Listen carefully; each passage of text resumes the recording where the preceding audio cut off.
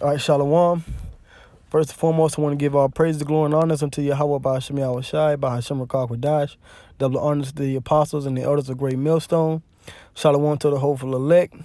This is another edition of GMS News and Prophecy. And World War III, or the War of Armageddon, is on the horizon. Okay?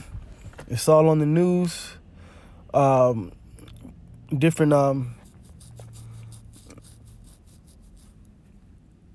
news analysts and world leaders around the world are talking about it. They're preparing their armies.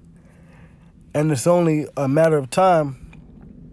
It's only a matter of time before it takes place on a major scale.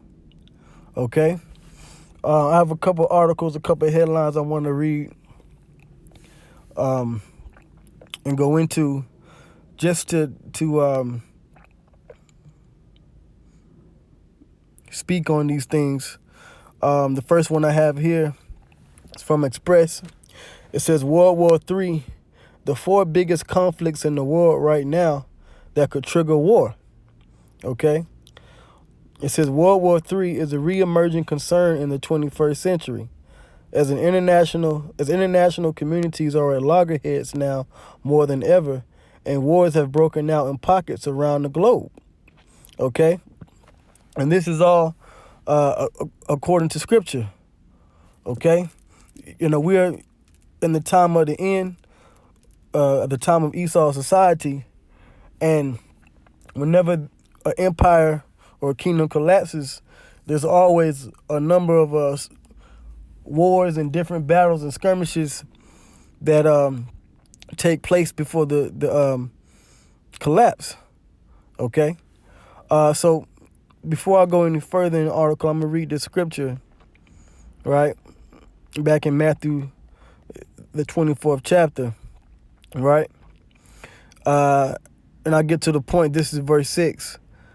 All right, it says, and ye shall hear of wars and rumors of wars. Okay, so wars are part of the signs of the end. Okay, right before Yahweh Shai returns, World War III is going to take place in the earth, and it is going to be fought with different modern weapons, new technological advances, and nuclear missiles. All right, bombs. And when all hell breaks loose, essentially, that's when our Lord and Savior, Yahweh Shai, is going to come back to deliver the elect of Israel. Okay? So it says, and ye shall hear of wars and rumors of wars. See that ye be not troubled, for all these things must come to pass, but the end is not yet. All right? And we aren't to be troubled by these things. Okay? They have to come to pass. All right? Whether it's a rumor, whether it's an actual war, these things must be fulfilled. It says, for nation shall rise against nation, and kingdom against kingdom. And that's what we're starting to see now. Kingdom against kingdom is rising up against each other. All right? It says, and there shall be famines and pestilences and earthquakes in diverse places. All right? And we're experiencing all those things. All these are the beginning of sorrows. Okay, so sorrows are coming in the earth, all right? But these wars that are going to take place, or this major war that's going to take place, it has to happen before Yahweh Shai returns, all right? So from there, I want to go to the book of Revelation, all right, in the 11th chapter. All right, and I get verse 14. All right. So this is Revelation 11 and 14. It says, the second woe is past, and behold, the third woe cometh quickly. That's the war of Armageddon. That's World War III, the third woe, or the third world war. That's going to take place soon. All right, and it's all in the talks right now. Okay. And this is all kinds of different ways that these things are going to take place. Okay? Now, I mentioned about Armageddon. Okay? And that's going to take place as well. All right? Yep, Revelation 16 and 16. It says, and he gathered them together into a place called in the Hebrew tongue Armageddon. Okay? Let's get a little bit further into it. Let's see here. So this is Revelation 16 and 13. It says, and I saw three unclean spirits like frogs come out of the mouth of the dragon. The dragon is Esau. And out of the mouth of the beast is NATO. And out of the mouth of the false prophet, which is the Pope, the Roman Catholic Church. For they are the spirits of devils working miracles, which is the major miracle is going to be this technology, this RFID microchip, which is the mark of the beast. It says, which go forth unto the kings of the earth and of the whole world.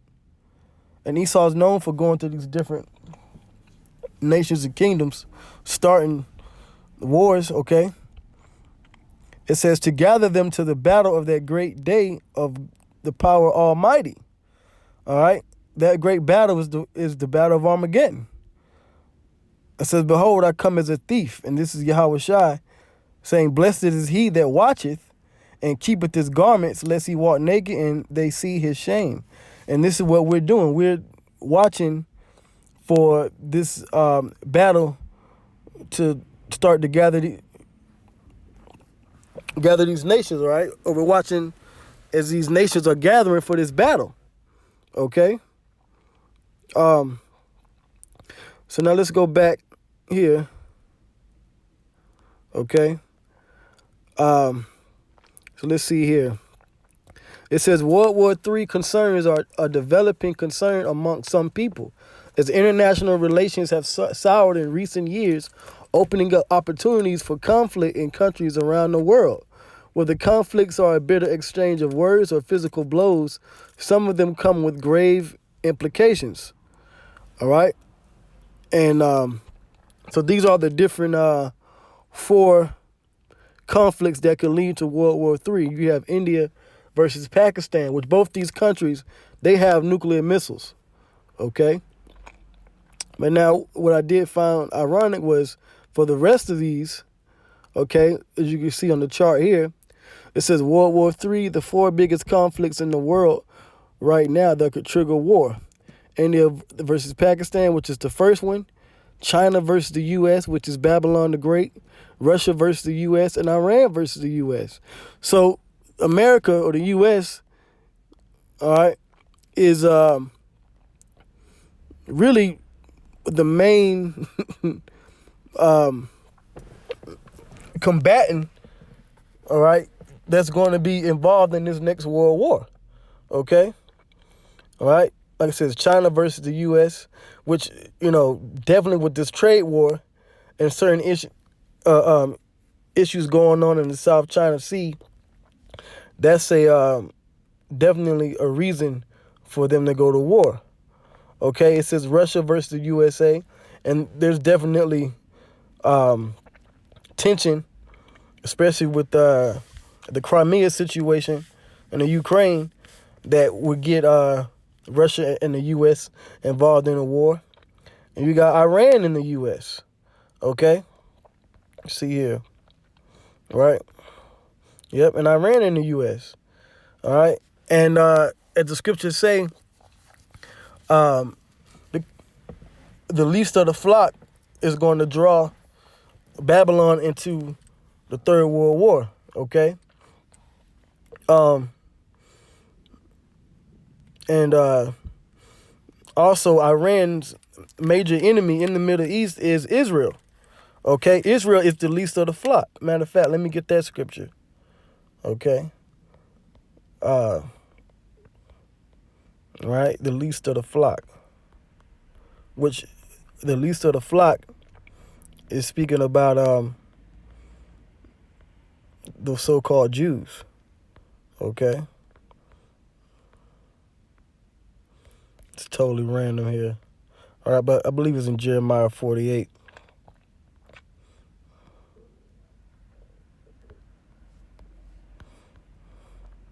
Let's go to Jeremiah 48. All right. Bear me for a second.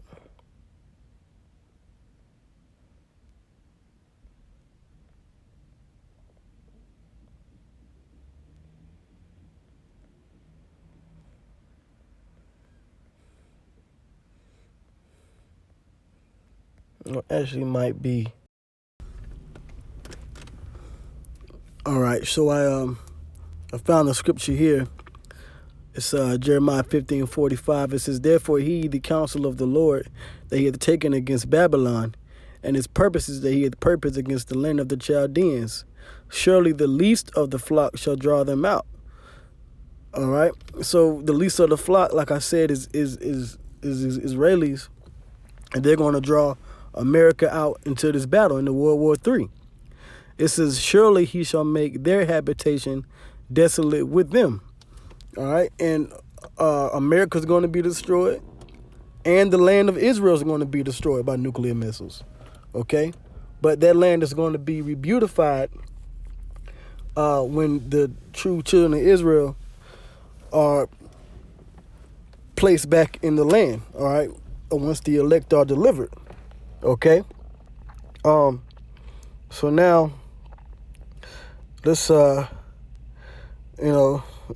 I want to hit this article here, and this is from the dailymail.co.uk. It says, "Iran, China, and Russia will send a message to the world with first ever joint war drills." Okay, so this is a build up to World War III. Okay, it says navies of Iran, China, and Russia will hold joint war games in the Indian Ocean.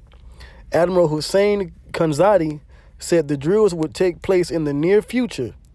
Iran is hoping for collective security amid maritime tensions in the Middle East. It says Iran, Russia, and China are set to hold their first ever joint military drills and a show of power to the West.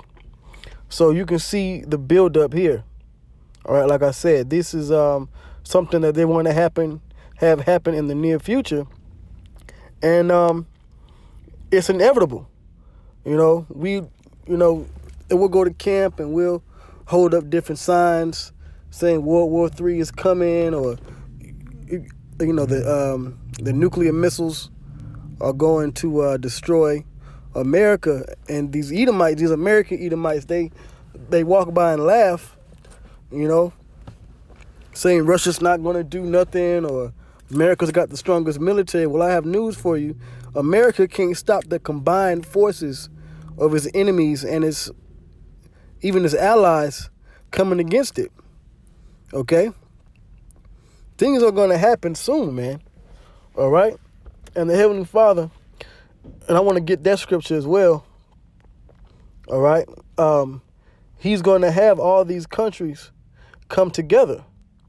Okay? Matter of fact, since I'm in Jeremiah 50th chapter, let's just go to the top.